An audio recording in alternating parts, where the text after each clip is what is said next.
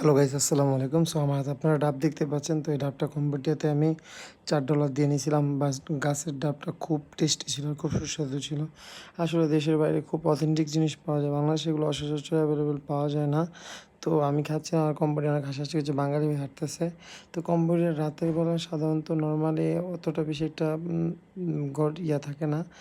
যায় ঝামেলা নাই, কোনো ভিড় নাই, কিন্তু মানুষজন খুব আছে। তো আমি হোটেল থেকে খাওয়া-দাওয়া করার পর দেন একটা ডাব নিয়েছি। তো ডাবটা বাংলা টাকায় আমার ৳400 পড়ছে। কিন্তু ডাবের পানি এত পরিমাণ মিষ্টি, এগুলো হচ্ছে সামুদ্রিক ডাব। সমুদ্রের পাশের গাছে এই ডাবগুলো হয়ে থাকে বড়, বড় ডাব। একটা ডাব অনেক বড়। দেখেন আমার হাত থেকে আমি আসলে টোটাল ধরে রাখতে পারতেছি না। আমার ২ হাত দিয়ে ধরতে হইতেছে। আর এত মিষ্টি পানির ডাব, বিশেষ করে আমি বিদেশে যাওয়া একটা ডাব খাইয়া আমি বুঝতে পারছি যে এই দেশের মানুষ আসলে পরিবর্তন কখনো হতে পারবে না। বিদেশিরা আমাদের থেকে এইজন্য অনেক ধাপ এগিয়ে আছে। তো যদি ভিডিওটা ভালো লাগে অবশ্যই সবাই লাইক এবং কমেন্টস করে জানাবা।